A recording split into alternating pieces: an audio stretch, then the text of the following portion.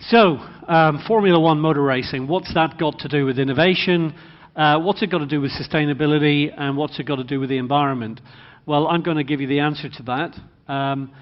So I'm actually very pleased that so many of you have stayed, because I'm going to let you in on some of the secrets of my business, and you can learn a little bit about how in my industry we have taken our knowledge and how we have used our knowledge to create very innovative technology solutions and business opportunities and sold them into other sectors to create some great opportunities. I'm also going to talk about something which is maybe unexpected in relation to someone coming from Formula One. I'm going to explain to you how what we do in Formula One has helped every single one of you who's ever had a car or drives in a car, and that's to do with safety. Because my industry has innovated around safety in a completely innovative way, a groundbreaking way, and a way that is actually influencing safety processes in the automotive industry right around the world. So bear with me. Hopefully over the next 45 minutes I can give you some really interesting insights, and then I think we'll be taking some questions from the audience at the end of that. So I've called my presentation Formula One Driven by Innovation. During the introduction there, you heard that I've worked in the industry for quite a long time. This is actually my 31st year of working in Formula One.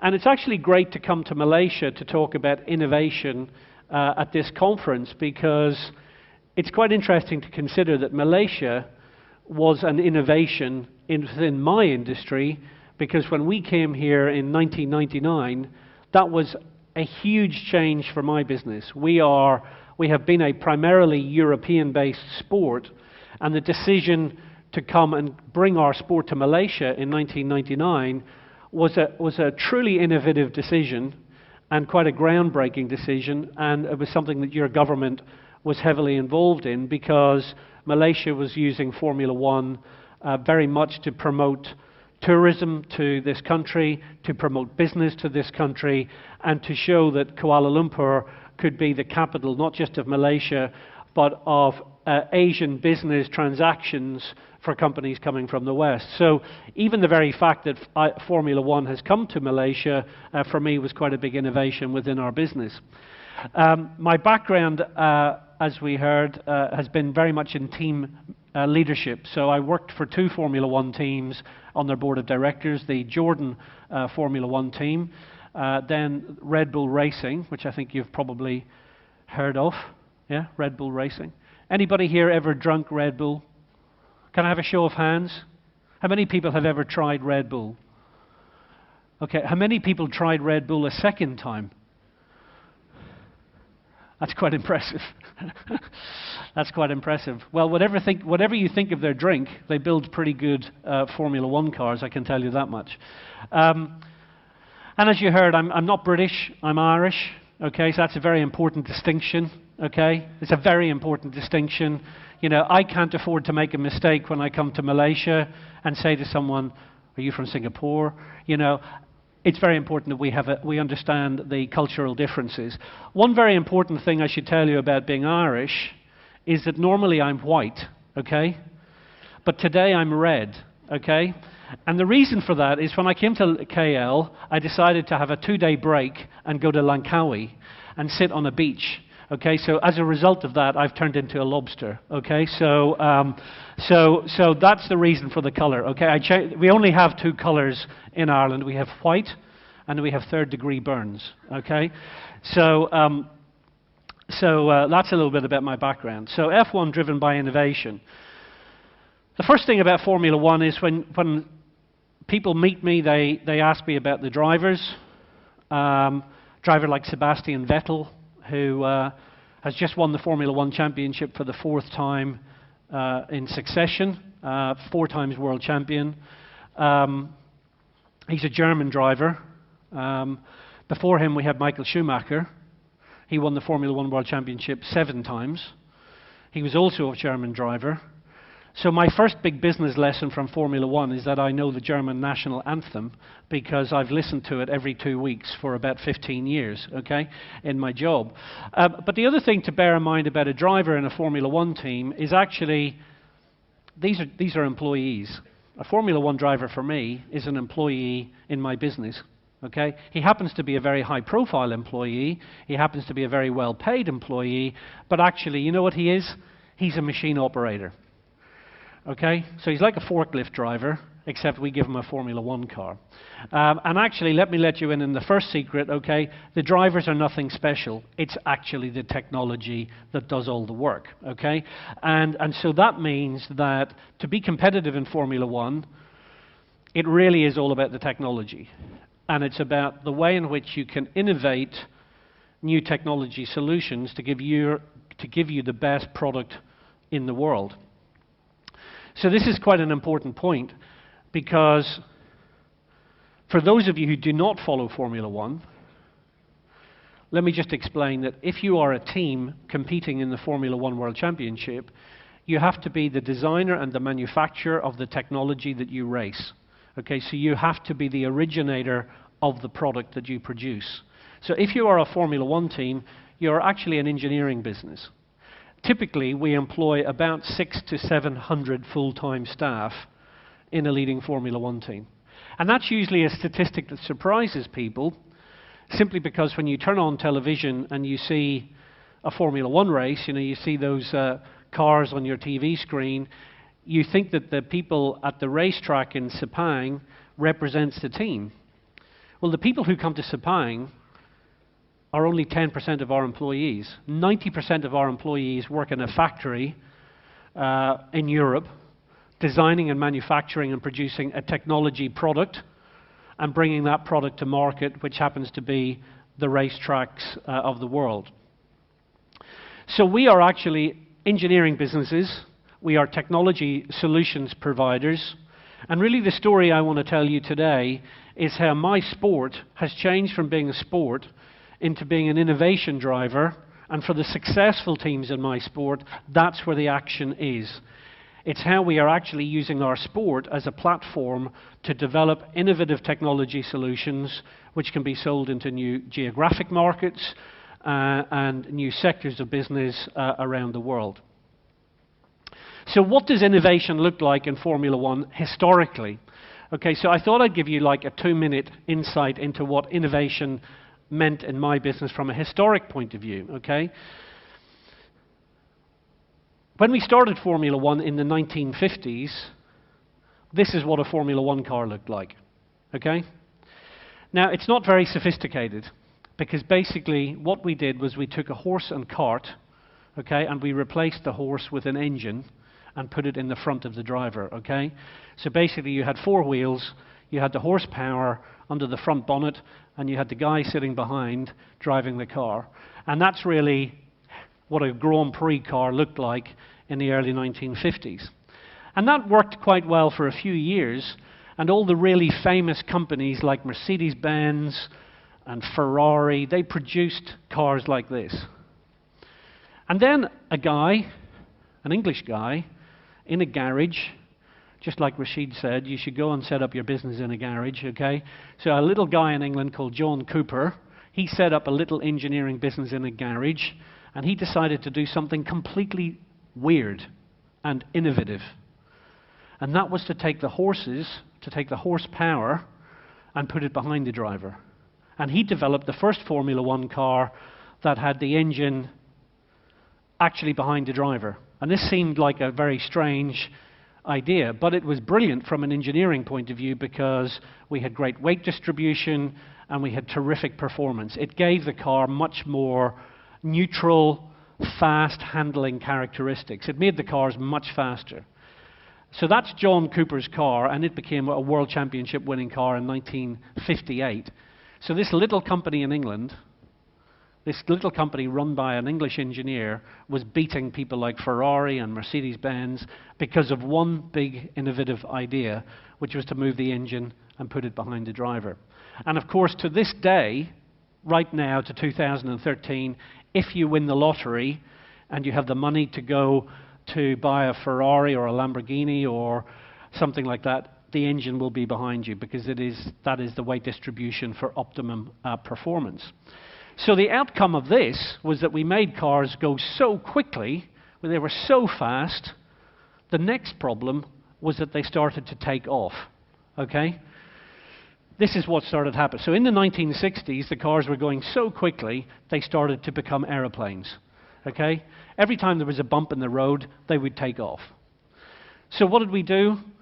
We found a guy, and again, another English engineer called Peter Wright, and he came from the aviation industry. He came from the aeroplane industry, and he said, well, actually, what we need to do to keep the cars on the ground is to use aerodynamics.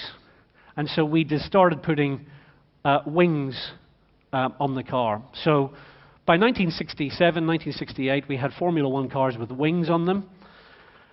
If you've ever, I remember when I was a child, I used to put my hand out the window of my dad's car, and if you do that, your hand goes back, and if you do that, your hand goes down. Well, that's aerodynamics, and that's exactly what we did with wings on a Formula One car. We made the car push down onto the racetrack. By the late 1970s, the aerodynamics on a Formula One car were so sophisticated that the whole car had become a wing. This is the Lotus 78. The whole car effectively had the profile of an aircraft wing turned upside down to push the car onto the ground. And this was aerodynamics reaching a new level of innovation in terms of their application to the world of car racing. Now, I'm going to tell you a little side story, which actually I love, because the great thing about innovators is that sometimes when you see someone do something amazing, but you don't quite understand the solution, it can be possible to innovate in a completely different way to achieve the same outcome. And what happened in Formula One when Lotus were producing these amazing cars that you see on the screen? This was the Red Bull of 1978. This was the most dominant car in Formula One. And all the competition didn't really know how it worked.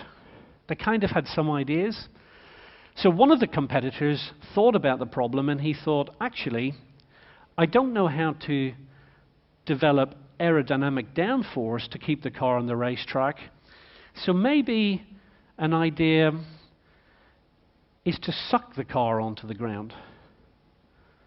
And the more he thought about how do you suck onto the ground, he thought, actually, a vacuum cleaner does a really good job of sucking.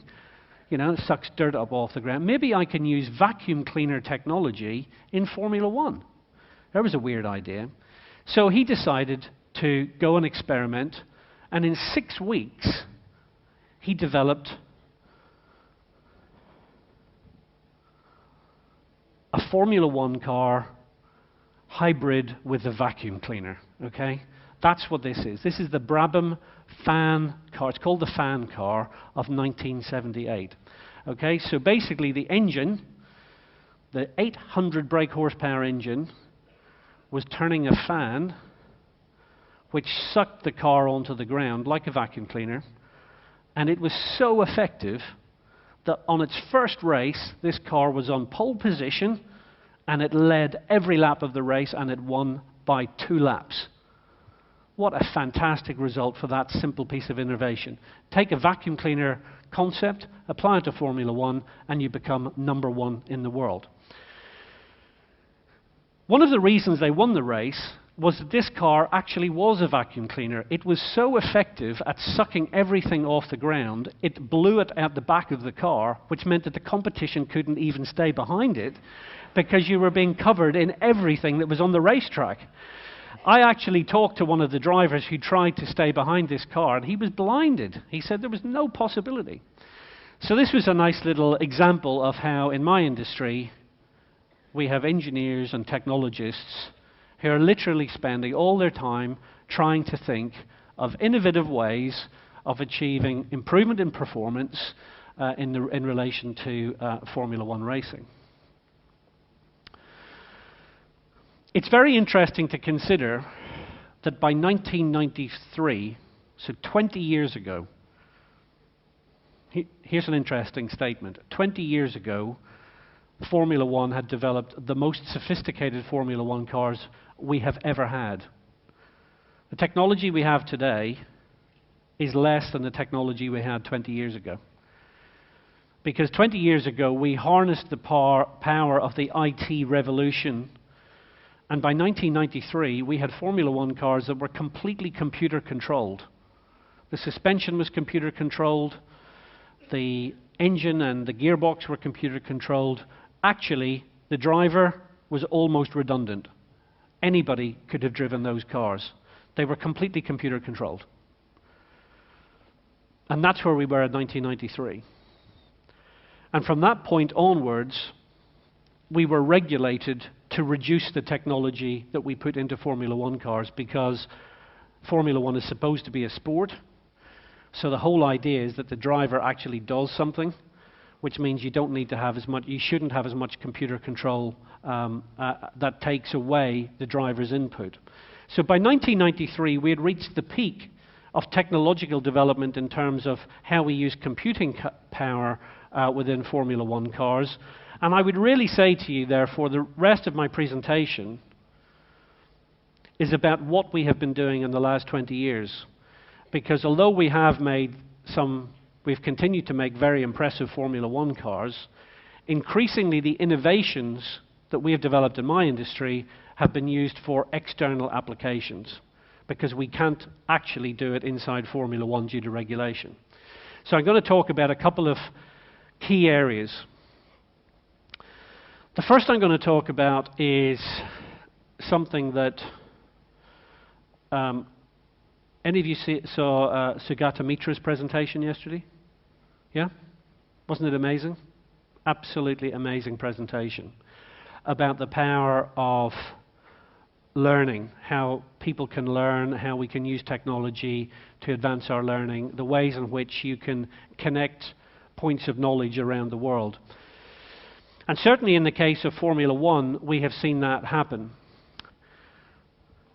One of the attributes of innovation, and it comes from everything that we have heard. I mean, if you take Runo this morning talking about her community project in sub-Saharan Africa, what really struck me was that when she and her team left, the young people that they left behind worked together as a team to produce an even enhanced performance in terms of the product innovation that they were using to produce food for their community. And that requires an extremely important thing, which is fundamental for all innovation. And that is great teamwork and great collaboration between people. You know, it's all very well having the idea. But as we talked about earlier on, once you've had the ideas and you want to make it reality, you're going to have to start working with people. You're going to have to start working with people to fund your ideas. You're going to have to work with people to bring your ideas to market. So you are immediately creating teamwork. In Formula One, teamwork is absolutely essential. In everything we do, whether it's in innovation, whether it's in our operations, whatever we're doing, teamwork is essential. The best example of teamwork I can give you is when we do these things, which are Formula One pit stops, which is quite a strange thing. We have a Formula One car, we have a highly paid Formula One driver, and yet the most important part of each race is when we stop. It's an important part of the race because in a few seconds we replace all four wheels and tyres and we send the car back out into the race. And these pit stops are mandatory. Now the important thing about pit stops is that every single person in the team is fully accountable for their job, is fully responsible for their job, and everyone has to be completely focused on delivery. And that's one of the things that I love about working in my industry, is we are completely focused on delivery. We can't afford to make mistakes. Everyone has to be lined up to make sure that we get the result we're looking for. And everyone really does mean everyone in the team, not just the mechanics and the engineers, but also the drivers. We saw a good example of what I'm talking about this year. This is actually the Malaysian Grand Prix. It's Lewis Hamilton in the Petronas Mercedes-Benz. He comes in for a pit stop, and he stops at the wrong place. How embarrassing is that? Hope there's nobody from Petronas here in the audience.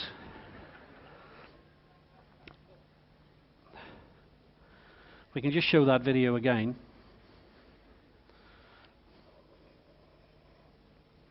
If we can go back one. It's looking beautiful, isn't it? He's doing his job really well, except he forgot who he's working for. Okay? So this is the Formula One equivalent of going into a gas station and stopping at the wrong pump. Okay? It's really frustrating, except that cost them a podium finish. When we see great teamwork, it is very impressive. About 3 years ago, we set a new objective in our sport, which was to have pit stops in 3 seconds.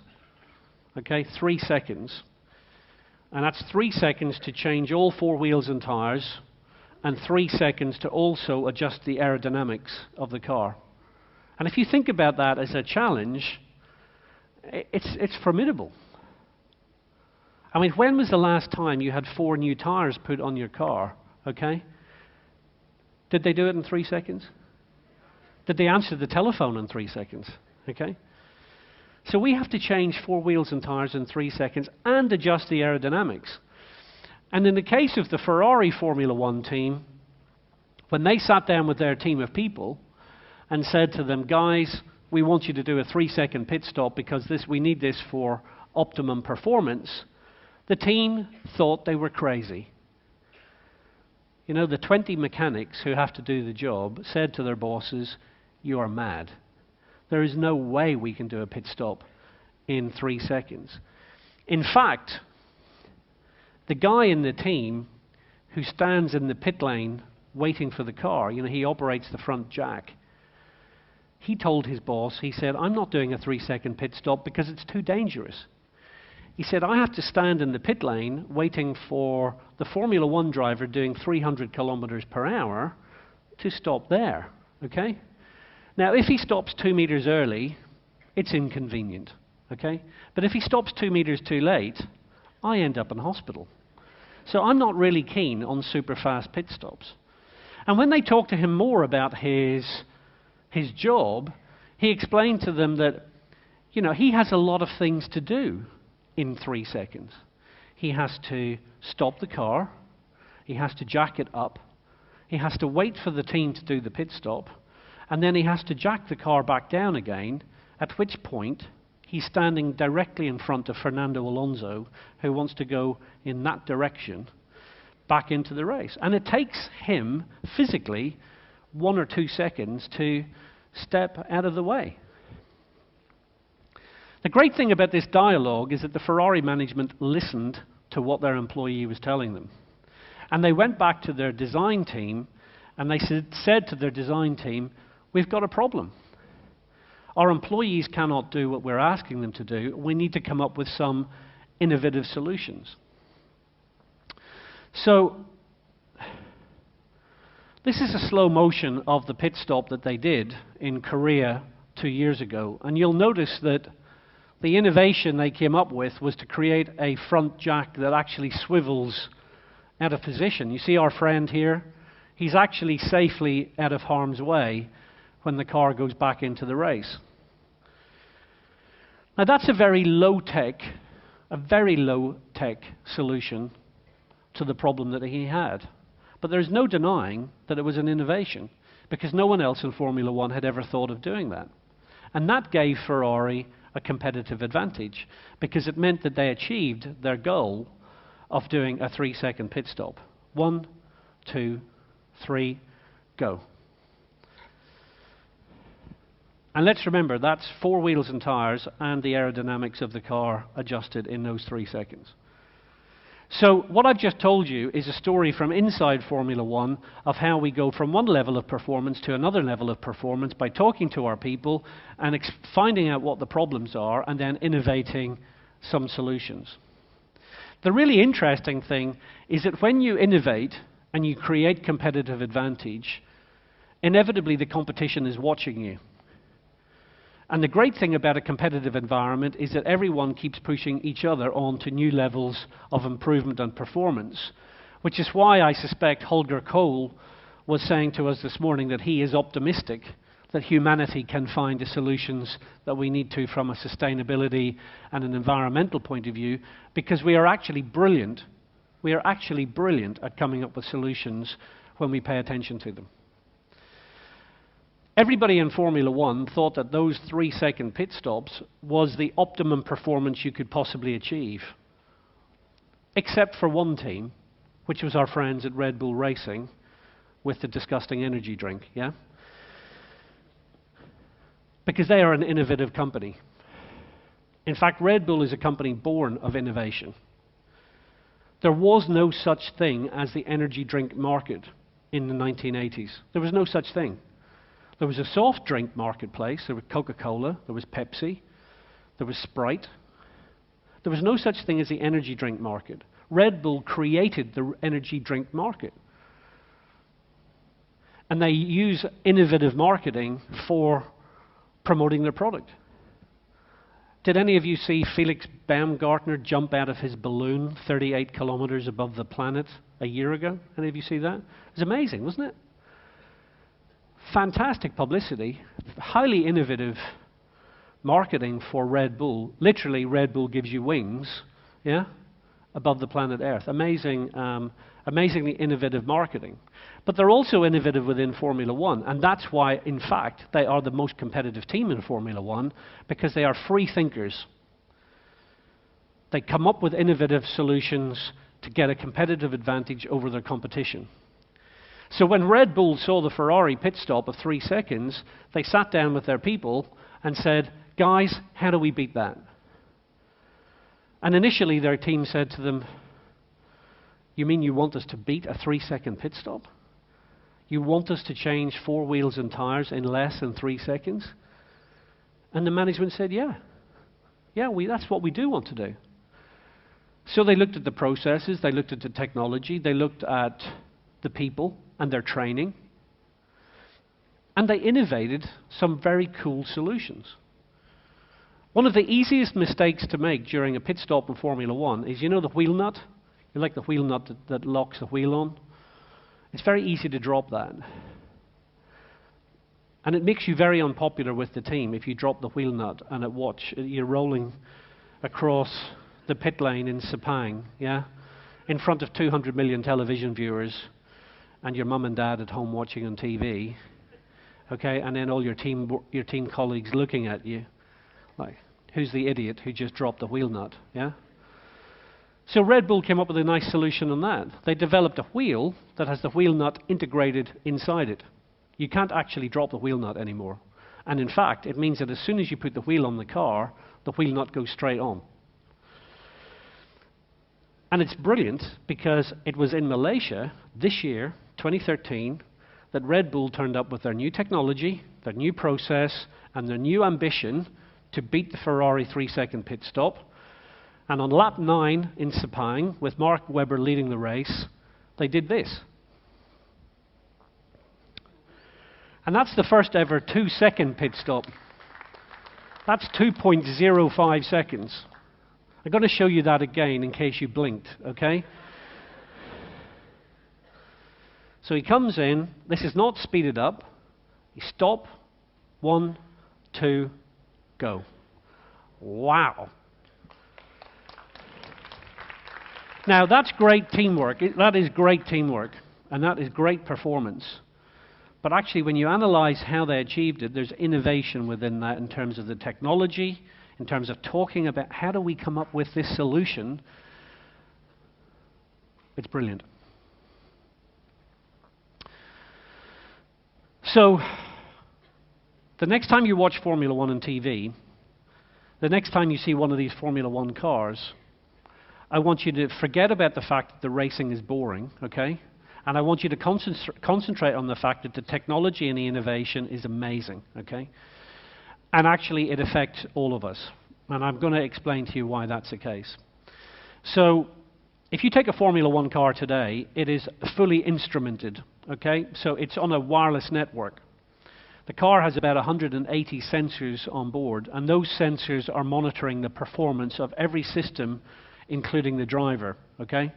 In the old days, the drivers used to tell us lies.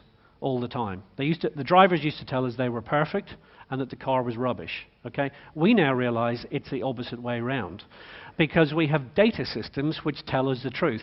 The truth is in the data. We can see everything that the machine is doing, we can monitor the performance of all its systems, and we can monitor the performance of the human being behind the wheel. And this is very powerful for a whole bunch of reasons. It means that the driver of the car is sitting in his office. This is his office, okay? The driver of the car is sitting in his office, and he's actually part of an information technology system that is designed to help him to optimize performance. Okay? So this is the steering wheel. Okay? Now, in the old days, when I started working in Formula One in 1983, a steering wheel was a wheel, and it steered the car. Okay? It's a steering wheel. And then one of our engineers decided to come up with the idea of putting one button on the wheel so that the driver could use the radio and speak to the team. Communications are very important. And when we put that button on the steering wheel, we discovered something absolutely amazing, which is that Formula One drivers can do two things at the same time. Okay? They can multitask. Amazing. Okay? So the moment we realized that Formula One drivers could do multitasking, we started giving them a bunch of other functionality which would help them to do the job. And what all of these buttons do, what all of these buttons and switches do, is they help us to optimize performance of the vehicle, and they help us to de-risk outcomes when we see a problem. So when we see on the data system a problem affecting the performance of the vehicle, we can do something about it. We can radio the driver, we can say, hey, we got a problem.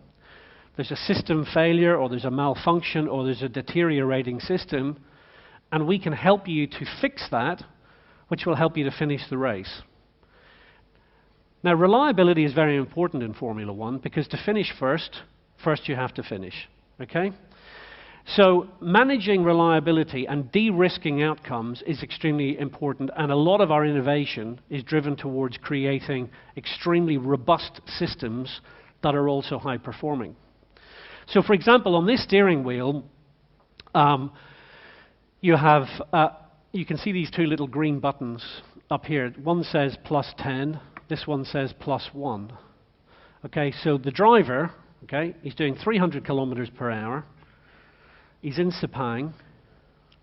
It's probably raining, okay? Because we've noticed that it rains at about 3:30 at Sepang every day. So he's at 320 kilometers per hour. He's in Sepang, and using those two green buttons, he can scroll down through a 10-point menu. There's a menu that comes up on the screen in front of him here on the left-hand side. So he can call up a menu, just like on a PC or an iPad. He can call up the applications within the car, and he can go into those applications and he can change various parameters and settings which will de-risk outcomes or optimize solutions to improve performance. Okay? Which is pretty good at that speed. Okay? He's doing 300 kilometers an hour. He's got Sebastian Vettel half a second in front of him, and he's doing a little bit of computer programming. Okay? And this is why Formula One is very, very suitable to young people, because we really need people from the PlayStation generation to come into our sport, because they are quite... Actually, we should just have an X and a square and a triangle on the button. Then everybody would know exactly where they stood. It would be very simple. So that's basically all the kind of technology solutions that we kind of provide to the drivers to optimize performance. Some of the other things that you'll notice here is that the red button has a word under it. It says drinks. Okay, that's actually the drinks button. Yeah. What do they drink? They do not drink Red Bull. I mean, honestly, do you know anything? Do you know anything about athleticism? You don't drink Red Bull. No, that's actually quite a good guess. I actually think some of them probably should drink Red Bull. What they actually use the drinks button for is that when we started racing in Malaysia, this is a true story, when we started racing in Malaysia, it's so hot, we started to notice something, which was that the drivers were collapsing due to dehydration. They're losing 2 to 3 kilos in body weight. during one Grand Prix. In 100 minutes of driving a Formula One car around Sepang with 5 G-force, they're losing 2 to 3 kilos of body weight. Personally, I could do with it, okay? But these guys already weigh only 74, 75 kilos. So if you're losing 3 kilos of body weight, you know, you're losing a significant percentage. I couldn't work it out there, about 5%. You're losing a substantial percentage of your body weight through dehydration. So we've now fit the car with a 1.5 litre tank of saline liquid, so basically water with some salt in it to replenish your system to keep you rehydrated for your health, for your safety, and for your mental performance. And the reason you need a button is that because of the G-forces in a Formula One car, you can't actually suck. You can't suck and drive. You can suck at driving, okay, which some of them do, but you can't suck while driving, okay. So as a result, we have to give them a little pump so that they can pump the fluid into their mouth. So again, a very small innovation which has come into Formula One because we came to Malaysia, so that the drivers can survive the temperatures that they're racing under. So data systems are all important. And data systems mean that actually the real work that's being done during a Formula One race is by these guys. It's by the people who are operating the data systems which are monitoring performance, who are de-risking outcomes, and who are optimizing solutions for the driver and then talking to him on the radio. Some of you will be thinking, why don't we simply remote control the car, okay? But as I said, after 1993, we are forbidden to remote control the car. We have to tell the driver what to do. So unfortunately, we do still have to have a human being driving the car, otherwise we'd just get rid of them. And life would be a lot simpler. So we have technology systems. And the really interesting thing is that today it's become so sophisticated that when the Formula One car from, say, Red Bull is on the track racing in Sepang, we will have typically 10 to 12 data engineers monitoring the performance of the Red Bull team here in Sepang. So they'll be sitting at the back of the garage looking at their computer monitors, looking at all of the data coming from the vehicle. But the really interesting thing is that the data is also being transmitted back to their headquarters in the UK, where they have another 20 people sitting in the mission control center, looking at all of the data coming live from Sepang, looking at the video feeds, listening to the audio also from the driver, and those are the people who can actually define overall strategy. So technology is being used by us in very innovative ways to determine the performance and the outcomes of the races. And this is really, for me, has been the benefit of the information technology revolution within our industry. It means that when we look at the data, we can actually see the performance of the car over time. So these are just 6 parameters, okay? This is the brake pressure. So here's the driver. He's driving along the racetrack. He hits the brakes here, and then he comes off the brakes. Then he hits the brakes a second time. And each of these points is going to be located somewhere on the racetrack, okay? So you can see the braking, the throttle, the steering angle, so how much steering is he using, the speed of the vehicle over the racetrack, the speed of the engine, and which gear ratio he is using. So literally millisecond by millisecond, we can see the performance of every system on the car, and we can monitor the performance of the driver. When the driver is doing anything, we can see exactly what's happening.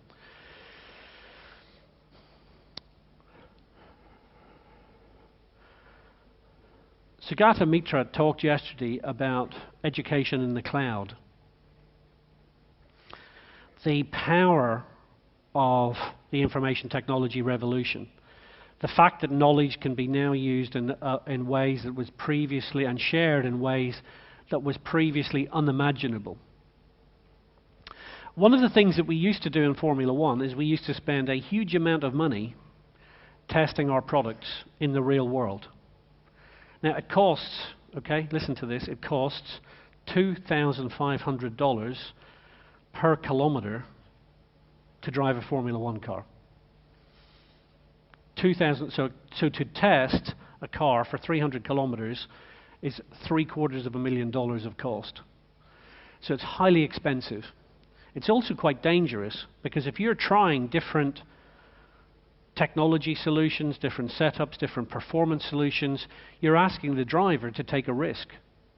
And of course, you cannot try extreme solutions in case that leads to an accident, because an accident could lead to injury or fatality. So actually, physical testing of our products had become a very painful process. It was expensive, it was dangerous, it was risky, and ultimately it wasn't very satisfactory because we couldn't try extreme solutions. So where we have now gotten to in our industry in terms of performance enhancement is we have moved entirely into the virtual domain. So we design our cars, of course, on computer systems. We have all of this data. We have all of this data which tells us all about the performance of our vehicle. And actually, we have now been able to create such a sophisticated virtual environment that we're able to do all our testing in simulators. And so Formula One drivers don't do physical testing anymore. We drive simulators. And the simulators have such high fidelity with what we do at the racetrack. It gives them almost perfect training, and it means that we can carry out lots of different modifications in the virtual world to then come up with enhancements for the real world. So here is, this is the Red Bull simulator in the UK. So it's a 6-axis machine. This is Mark Webber, Jamie Alguersuari and Sebastian Vettel testing in the simulator. So it's a very dynamic rig. It's a dynamic platform. All of the systems and all that are operating that give the driver exactly the same feeling as if he's driving on a racetrack somewhere in the world. The difference is that he can drive around Sepang all morning, and then he can drive around in Japan all afternoon. We can just simply change the program over. It gives them a completely real-world experience of driving a Formula One car. And if they make a mistake, we can see that on the data. So our data analysis technicians are able to say to the driver, okay, you made a mistake on this corner. What were you doing? What are we paying you for? You know, you made a mistake. Or he might be able to say to the driver, can we improve the balance of the car? Can we change the technology in some way to give you better performance? And you can make those changes in the simulator and then see the outcome when you go to the racetrack. It's much cheaper. It's therefore much more sustainable from a business point of view and from an ecological point of view, because it requires no fossil fuel being burnt directly in order to do that testing. We are using far less people, because when we used to do physical testing, the whole team had to get in a plane and fly to a racetrack, because you can't do any physical testing in England. It's too cold, okay? So we do all our we used to do all our physical testing in Spain or Portugal. Highly expensive, big CO2 footprint, lots of people getting in planes, not sustainable. So this is a very cool outcome in terms of our technology solutions. So moving on to the next slide then. Any idea what that number is? Huh? RPMs, revs per minute. No, anything else? I'll give you a clue. It's a number of people. Any ideas? Okay, let me tell you. That's how many people die every day in road traffic accidents in the world. 3,560 currently. By 2020, it's expected to rise to 5,000 people a day because of the growing amount of use of the automobile in countries like China and India, with big populations, with poor road infrastructure in some parts of the country. It's a horrendous statistic, isn't it? And it's something that we should be focused on. I'm sure, like you, I've been horrified to watch what's happened in the Philippines this week. Absolutely horrified. And the whole world wants to do something about it, and quite rightly, because the people of the Philippines need help to recover from that terrible catastrophe. And yet it's strange to think that that number of people die every single day on the roads of the world. And what are we doing about it? Not a great deal is the answer. Worse than that, that's the number of people who are injured every day on the roads of the world. 137,000 people every day. That's school children being knocked down, crossing the road outside their school. That's parents being injured in traffic accidents, driving to work. Unbelievable. So, innovation for me in Formula One has had some really great impacts. And one great impact, excuse the pun, but one great impact in Formula One has been in regards to safety. And it really goes back to the moment when our industry had a crash. You know, we've heard earlier on today about Lehman Brothers and the economic crash. The crash in our industry was a physical crash that happened in 1994. So it's almost 20 years ago, and it involved this driver, who's Ayrton Senna. Now, Ayrton Senna was a 3-time Formula One world champion.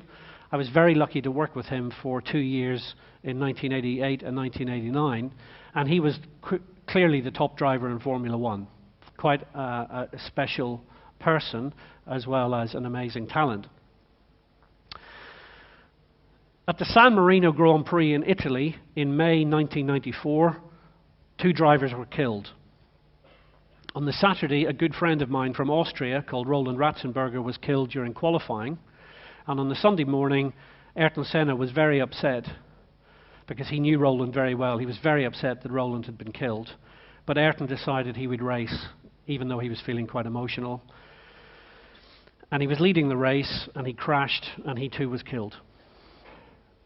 And it happened live on television in front of several 100 million people. It was on all the television news channels.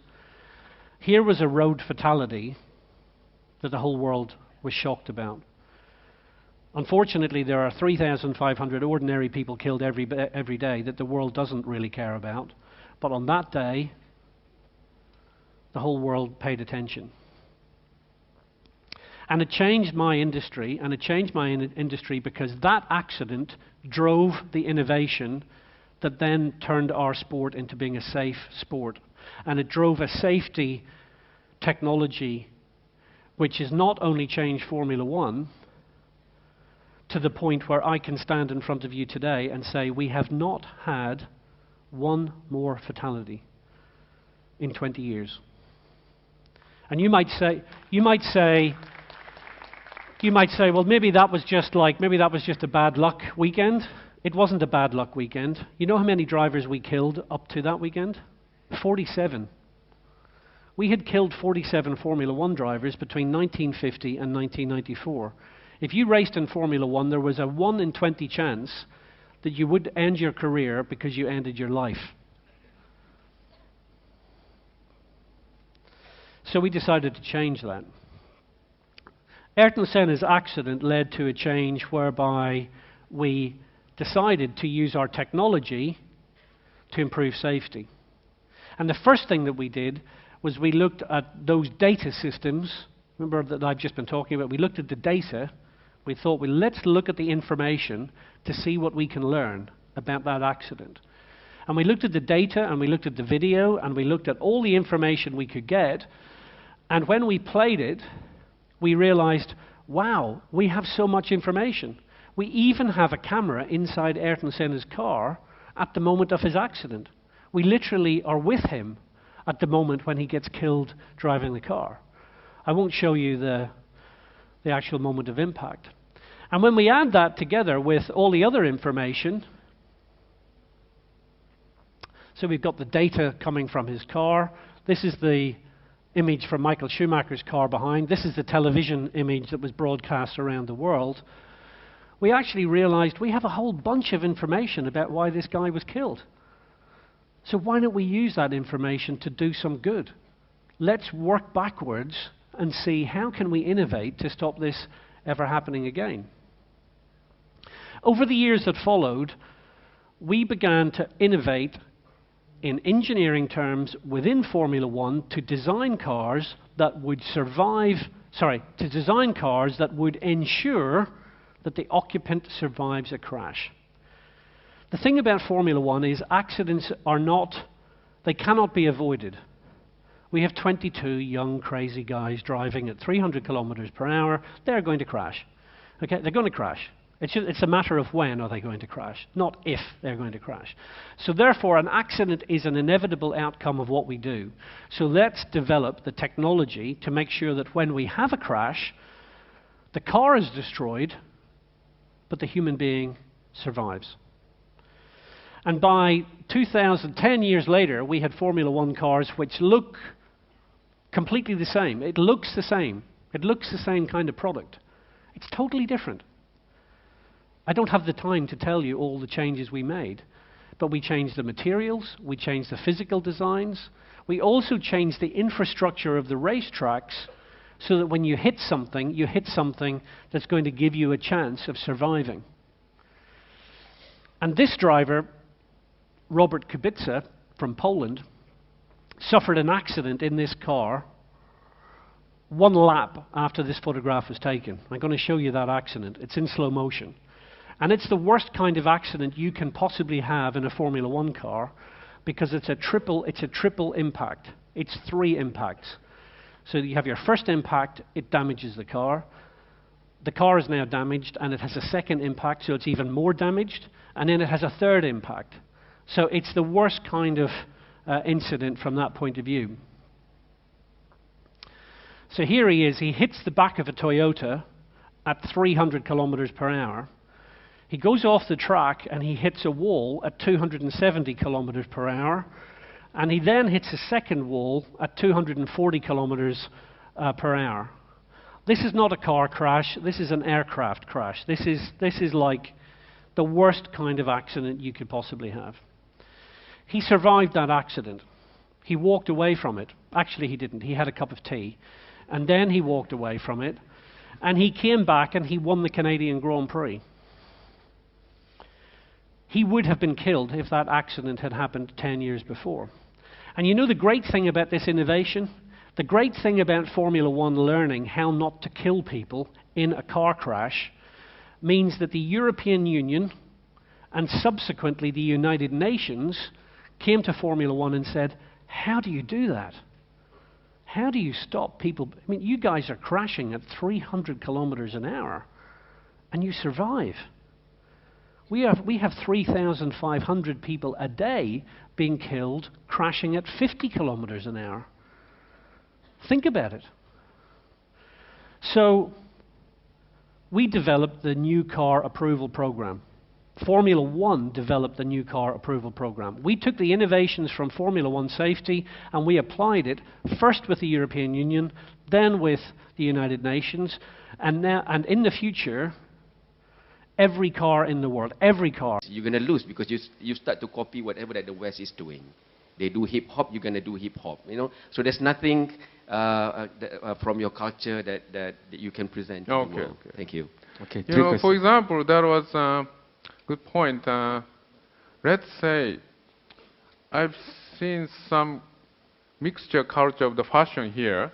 You know, the young ladies are wearing this traditional outfit, and on top of it, they all wear the black jacket like European style. And I asked some of those girls, and just because it's cold by the air conditioner, but it's always, you know, black tailored suits like this.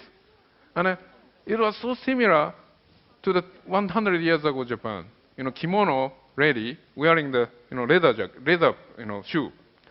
And at that time it was cool. You know, I am westernized. So it was at that time of the still, you know, mentally, you know, this mental inferior complex we had. But now we don't have it anymore. So their fashion designer can make it a little bit more customized. You know, this, you know, Malaysian version of the jacket, it fits on the traditional, you know, the Malaysian style. Then it can be, you know, appealing to this all over the world. It can be the top model, wearing the top model can wear that, right? So that's the hybrid idea. So if you look at that, okay, this woman is westernized because she is wearing that, you know, Western jacket, but you customize it. So as I mentioned, every single module is easy to available. You can get any style. And the combination is a point. That's a curation. And then customize little by little each module is a point. So, all the elderly people has to give them is a confidence. If you look at carefully, you can customize. You just don't import it, just customize it, and it's not inferior things at all. And also, I was asking. 30 seconds. Okay. Okay. The young second boy came finally. The Korea, Korea. Okay. Korea case. That was the first experience of Japan. We are running like crawling in the this red zone war for like half a century, and when we noticed, Korea is already here. So whole system was not prepared for all those poor engineers. I was one of the engineers who lost a lot of my colleagues to those companies with the higher salary. But the system was not prepared. That's all. As a front runner of the emerging countries, I'm sure Japan was the front runner of the emerging countries, first emerging country after the European culture, right? So you gotta run. Okay, Korea is now suffered from the China's similar idea. Chinese companies are sucking up. So it's same. It's not nobody's fault. It's an inevitable life cycle. Neighborhood is becoming rich. Okay, of course they suck it up. So that's not possible to block it out. It's an open war. So maybe flexible system is much more powerful. But what you have to run is what happened to Japan. We don't run from the bad part of Japan, and they run good part of Japan. For that, it's such a good benchmark on object Japan is. Japan is an aging society. No offense, Morinosuke-san, but the oil money from the Middle East has already here, right in front. So I don't want to, disturb that anymore. I'm just going to steal 1 minute. This is Shazani, 25-year-old, young, Gen Y, MMU, educated and trained. He has 2 questions. I'm not going to be democratic here. I'm going to sum up his question. One, his question to you is, manga started in the 1980s, and he said, even if we promote our subculture now, we're going to be way behind, 30 years. Japanese manga, anime, subculture have 30 years lead. Yeah. And secondly, if you are a Malaysian, there's this unique thing about Malaysian is that if Malaysian goes to Japan, suddenly they talk like Japanese people. And if we go to the Arab countries, suddenly we talk like Arabs. Sabarlah khair. Doctor, the number 1 person of him, he's your antithesis because he's saying it doesn't matter. The moderateness of Malaysian, we go anywhere, we can adapt. We are like USB, universal. For him. Thank you, Shazani. Thank you. Last 2 questions. Well, one big hint I give you is, when they are making the new original, any icon like this character or the manga, the heroes, the trap they always go into is that they have too much, the energy, so they want to make it into the cool person. He is a representative of Malaysia. He has to behave cool. He's a nice guy and a justice guy. That's wrong. Make fun of Malaysia. If you can afford to see Malaysia from outside, that is necessary. It's a global time. So make fun of Malaysia yourself. Then everybody love it. Just like, Korean, this Gangnam Style was so big hit. That was make kind of fun of Korean himself. But the big mistake was they thought that was, one hook to branding the Korea too big as a nice, cool culture. That was wrong. That's my private idea. If you can afford confident yourself, you can laugh at yourself. So make fun of this Malaysian culture by yourself. Okay. I didn't say that, okay? Morinosuke-san said that. So thank you so much. But please stay on stage because there was this quiz that has been handed out. And the first session quiz winners, the winner will be, I'm told that the moment I say this automatically through innovation, it will appear there. Then the winner is, there you go. Not just is. So the winner kindly collect your Chromebook. If you don't want, please give to me at WIF-KL Secretariat Room Level 3. just find those with the tags and they will guide you there. Thank you so much, Thank you very much. Morinosuke-san. Please, another round of applause. ありがとうございました。テリマカシ。Morinosuke has his own website, and he has the website that links to his TEDx videos and all. A lot of the things that he's discussed here are also online. Please do go there.